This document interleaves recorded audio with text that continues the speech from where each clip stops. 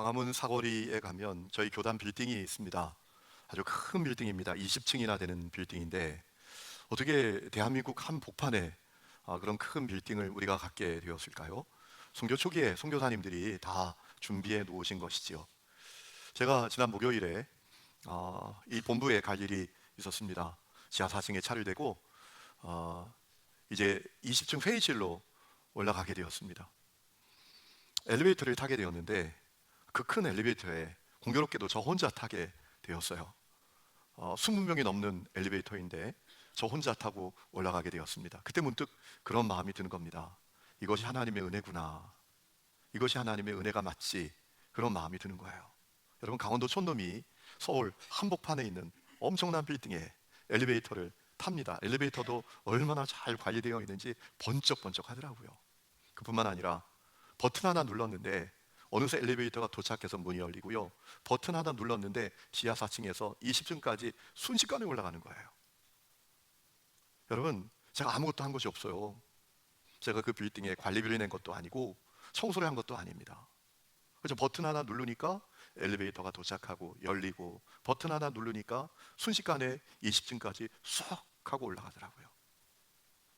그래, 이것이 은혜지. 그런 마음이 들었어요.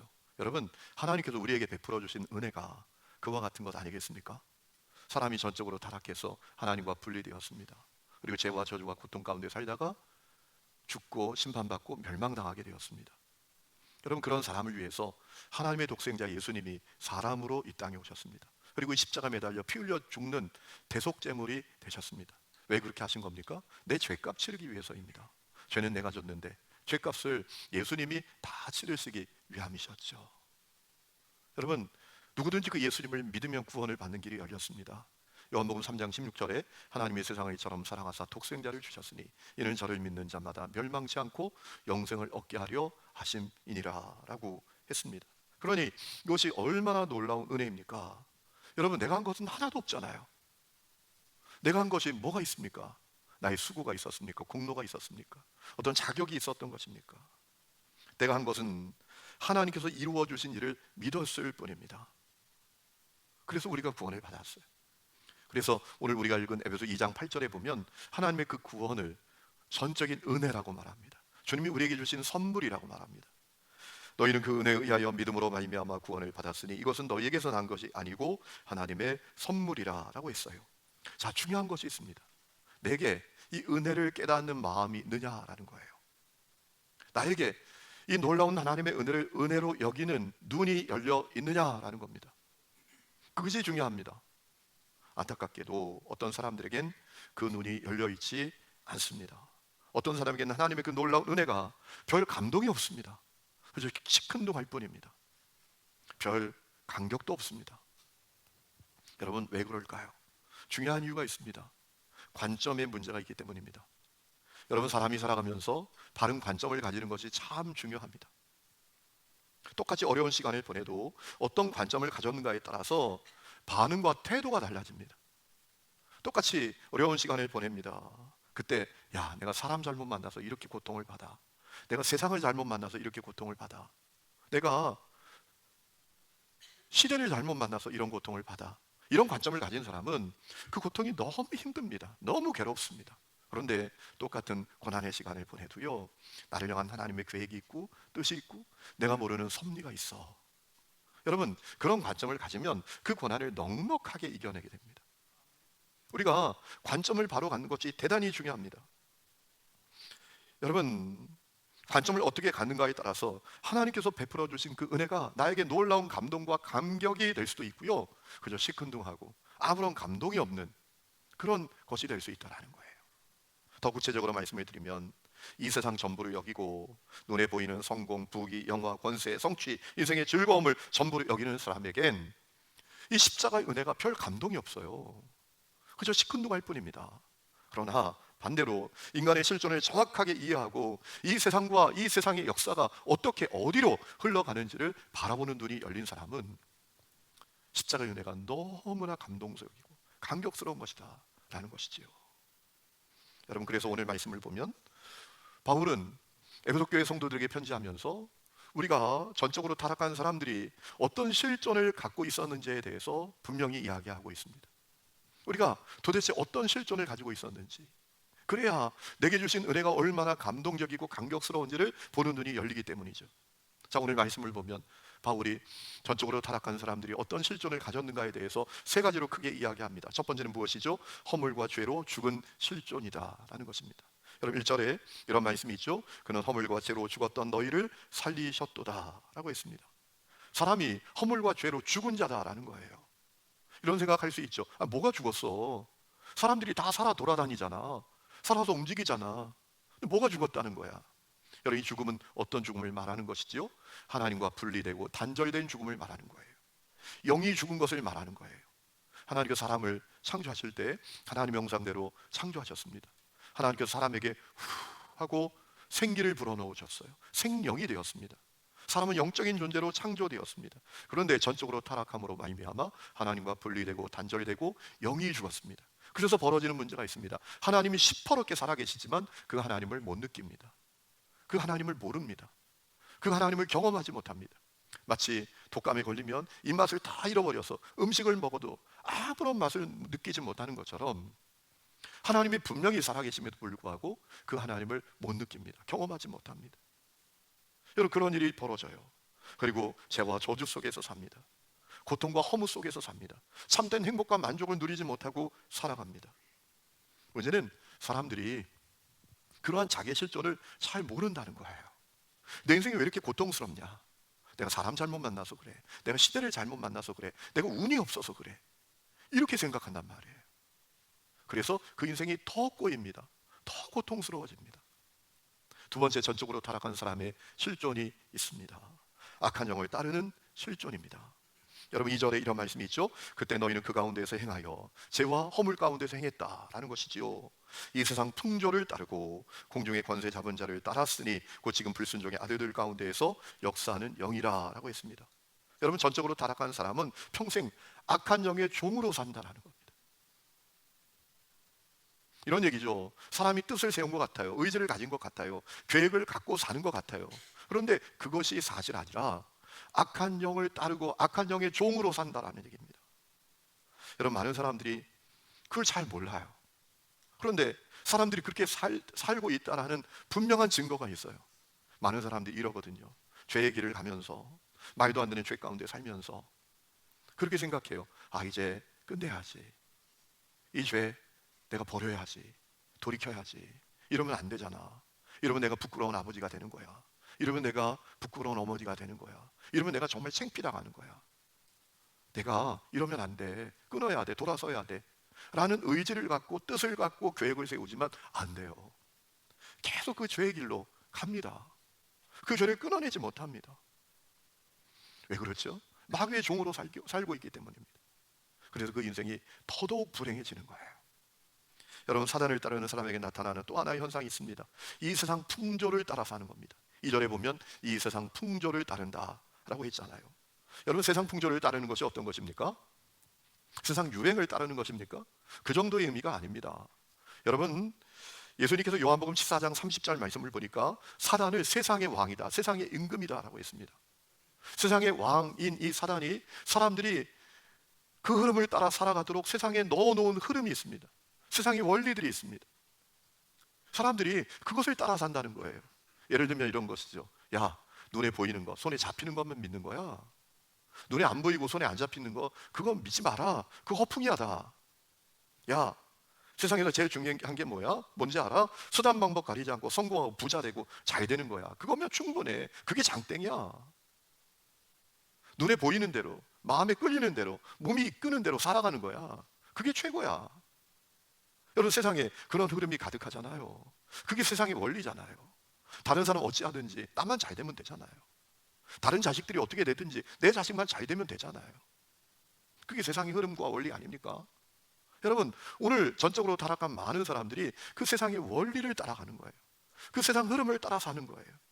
오늘 우리가 읽은 3절 말씀 보세요. 전에는 우리도 다 그 가운데에서 우리 육체의 욕심을 따라 지내며 육체와 마음에 원하는 것을 했다라고 했습니다.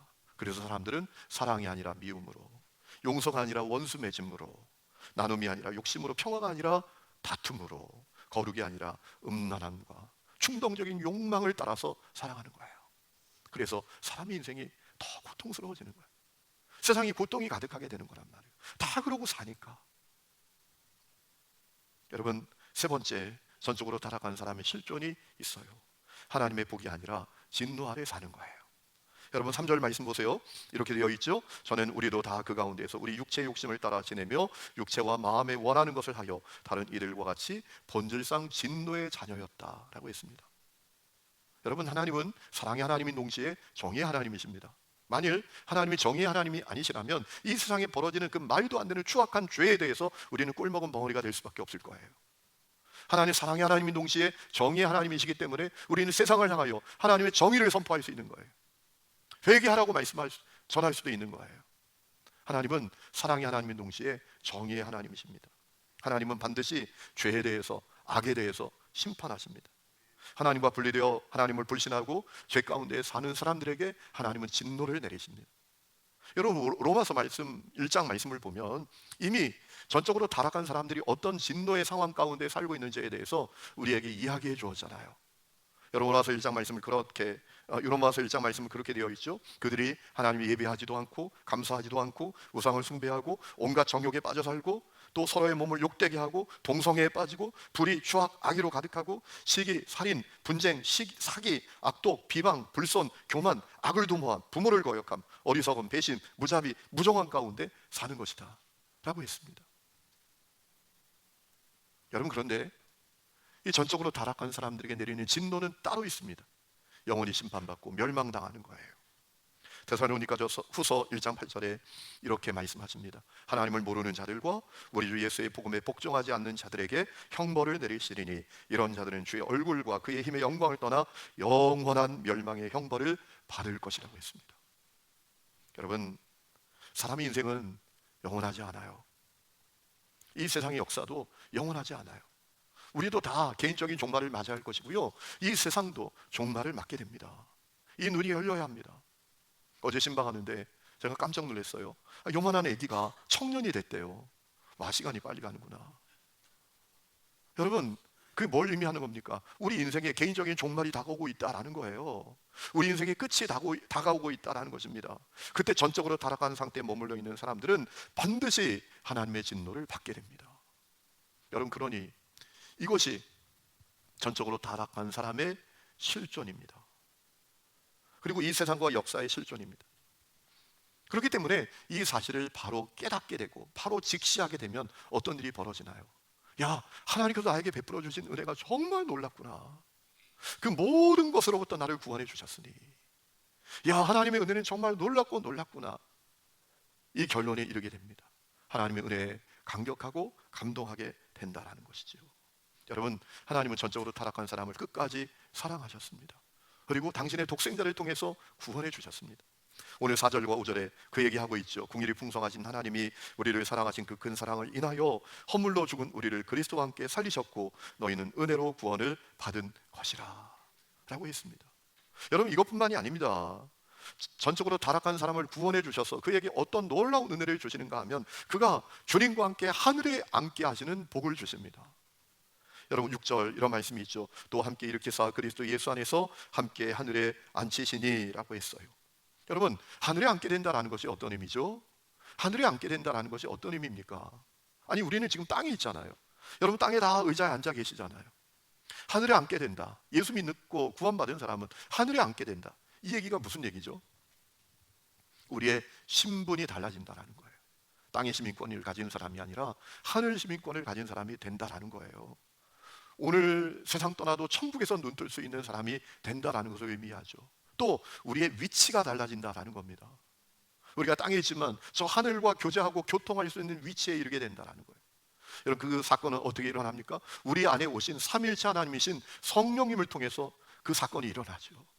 여러분, 예수 믿고 구원받으면 놀라운 영적인 변화가 일어납니다. 우리 각 사람들 속에 성령님이 오십니다. 그 성령님은 단지 어떤 기운, 에너지, 영을 의미하지 않습니다. 삼위일체 하나님이십니다. 그분이 내 안에 오십니다. 구원받은 성도는 그렇기 때문에 하늘과 교통하고 하늘과 교제하는 놀라운 축복을 누리게 되는 거예요. 여러분, 대통령이 이제 선거를 해서 대통령 당선자가 되면 어떤 일이 벌어집니까? 그는 말이에요, 국가 1급 기밀을 열람할 수 있는 위치에 이르게 됩니다. 똑같아요. 우리가 하늘에 앉게 된다는 것은 무엇을 의미하는가 하면 네 안에 계신 삼위일체 하나님이신 성령님과 교제하고 교통하고 천국을 누리는 삶을 살게 된다는 것을 의미해요.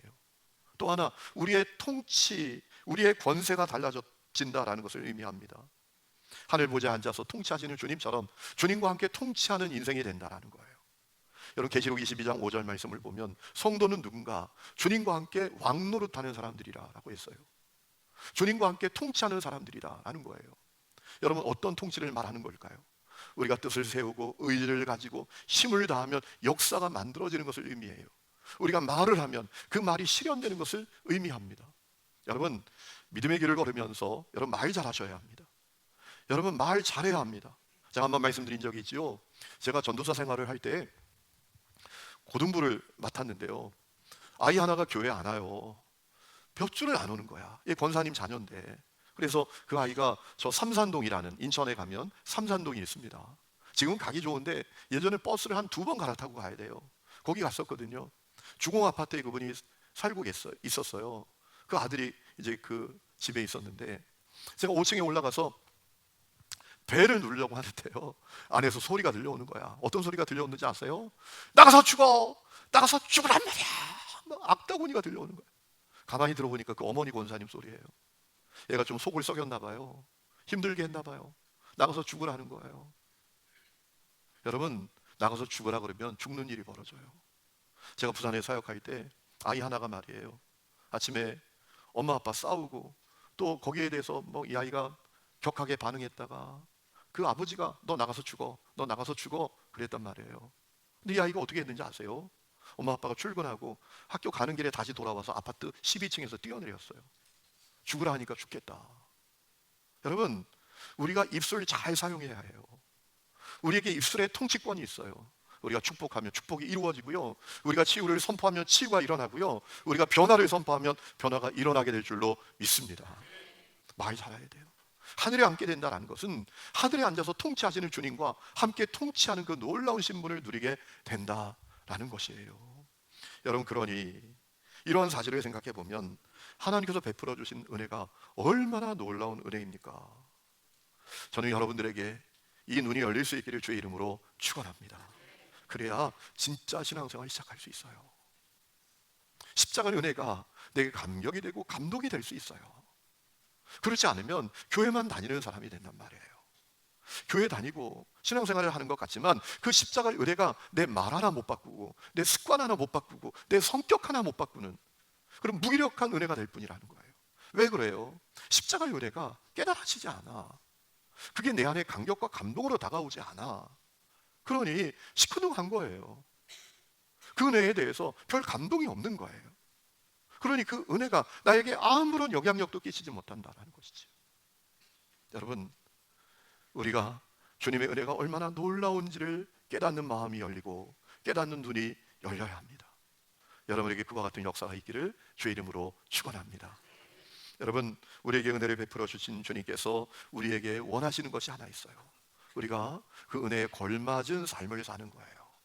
오늘 우리가 읽지 않았지만 10절에 우리는 그가 만드신 바라 그리스도 예수 안에서 선한 일을 위하여 지으심을 받은 자니 이 일은 하나님이 전에 예비하사 우리로 그 가운데에서 행하게 하려 하심이니라 라고 했습니다.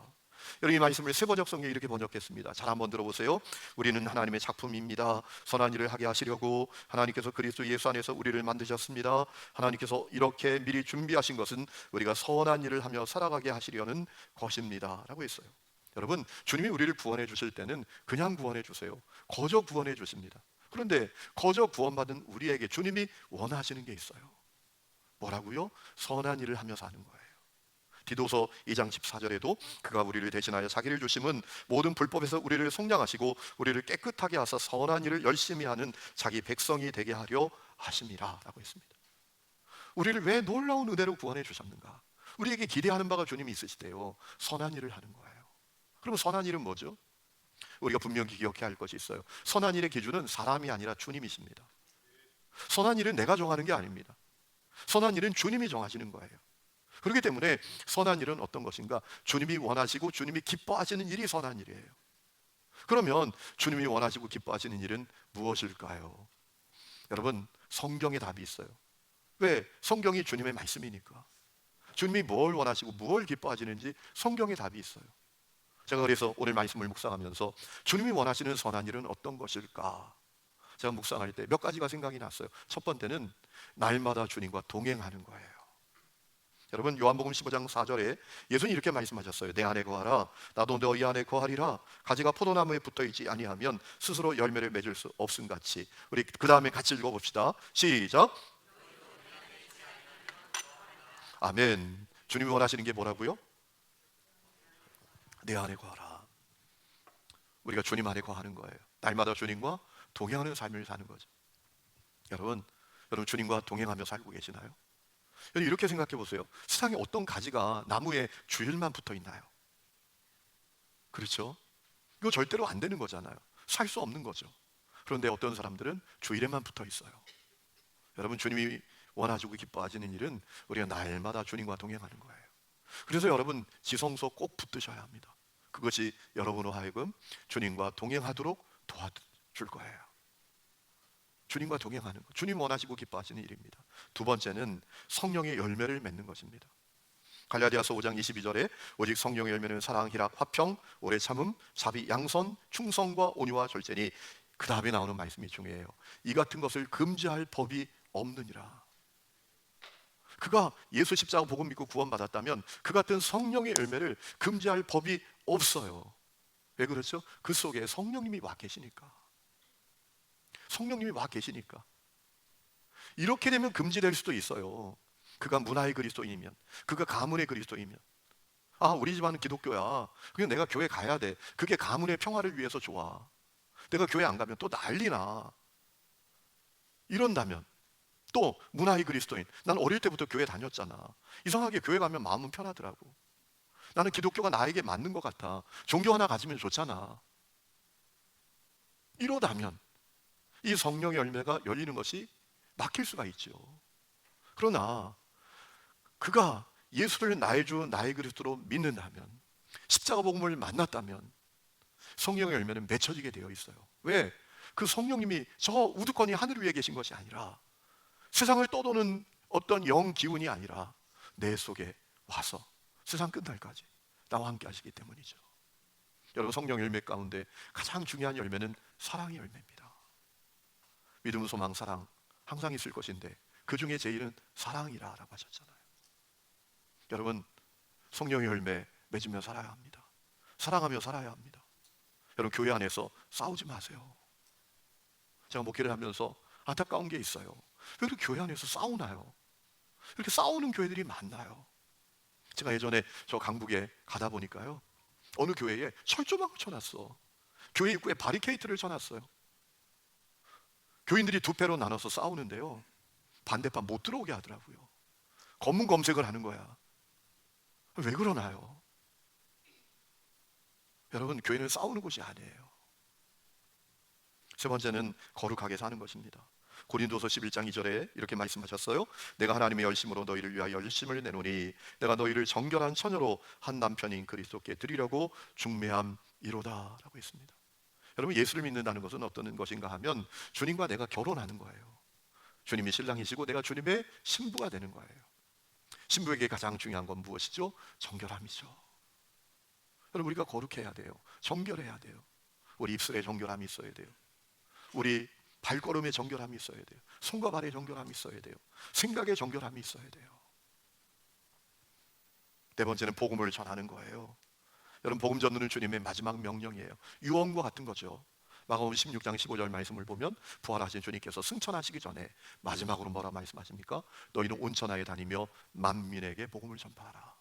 믿고 세례받는 사람은 구원을 받을 것이고 그렇지 않은 사람은 정죄를 받게 될 것이다. 여러분, 복음을 전하는 것은 주님의 명령입니다. 여러분, 예수님을 만난 사람은요, 전하게 돼 있어요. 마이클 본드라는 사람이 팬덤의 시대라는 책을 썼는데 그 책에 보니까 그분이 그런 얘기를 하더라고요. 사람이 뭔가 좋아하고 뭔가 빠지고 뭔가에 몰입하기 시작하면 그것에 대해서 끊임없이 말하게 되어 있대요. 여러분, 예수님 좋으시죠? 예수님 사랑하시죠? 그러면 예수님에 대해서 말하는 게 정상이잖아요. 그렇죠? 마지막은 섬기며 사는 것입니다. 내게 있는 몸, 시간, 재정, 재능 다해서 나누고 섬기며 사는 거예요. 요한복음 13장 말씀을 보면 주님께서 십자가 고난 앞두시고 제자들 발을 다 씻어 주십니다. 하나하나 발 다 씻어 주십니다. 그 다음에 뭐라고 말씀하시죠? 내가 너희에게 행한 것 같이 너희도 행하게 하려 하여 본을 보였노라. 섬기라는 거예요. 주님이 섬김을 위해서 오셨으니 너희도 섬기며 살라라는 거예요. 여러분, 복음은 섬김의 그릇에 담겨 있어야 합니다. 팀켈러라는 유명한 목사님이 계시죠. 지금은 은퇴하셨는데 그분이 쓴 센터 처치라는 책에 보면 그가 이런 얘기를 합니다. 이웃을 향한 실천적 섬김과 사회적 정의가 결여된 복음 전도는 세상 사람들에게 그저 공허한 말장난으로 들릴 뿐이다 라고 했습니다. 사랑이 없고 섬김이 없는 그런 우리의 외침은 사람들에게 아 이거 말장난하고 있네 이렇게밖에 여겨지지 않는다라는 거예요. 여러분 보네포 목사님을 아시죠? 낮죄에 저항했던 그리고 순교했던 목사님이에요. 그분이 나를 따르라 라는 책에서 이렇게 얘기를 합니다. 교회는 타자를 위해 존재할 때만 오직 교회다 라고 했어요. 교회는 섬기는 교회가 되어야 한다는 것이죠. 그럴 수밖에 없죠. 여러분 십자가에서 주님께서 우리에게 말씀하시는 음성은 무엇입니까? 저는 이거라고 믿어요. 나 죽어 너 살아라. 나 십자가에 매달려 죽었으니 너 살아라. 십자가의 메시지는 그거예요. 나 죽어 너 살아라. 여러분 그것이 우리가 믿는 신앙이에요. 그것이 교회의 사명입니다. 그러므로 내게 있는 것으로 내 몸으로 시간으로 재정으로 재능으로 나누고 섬기는 삶을 살아야 합니다. 그것이 우리에게 주신 그 놀라운 은혜에 걸맞는 삶이에요. 어울리는 삶이에요. 여러분 이러면 안 되잖아요. 주님이 주신 은혜는 너무너무 놀라워. 그런데 그의 존재와 그의 삶은 그에 너무나 걸맞지 않아. 이런 건 없는 거잖아요. 그런데 오늘 그와 같은 일들이 우리에게 얼마나 많이 벌어지는지 몰라요. 여러분 저는 여러분에게 정말 축복합니다. 여러분들이 내게 주신 주님의 은혜가 얼마나 놀라운지를 바라보는 눈이 여러분에게 열릴 수 있기를 축복합니다. 깨닫는 마음이 있기를 축복합니다. 여러분 그러면 우리에게 놀라운 역사가 일어납니다. 놀라운 사건도 일어납니다. 놀라운 변화도 일어납니다. 그 은혜에 어울리는 삶을 살아가게 됩니다. 그것이 우리를 향한 주님의 계획이에요. 이 계획이 여러분 모두에게 이루어지시기를 주님의 이름으로 축원합니다.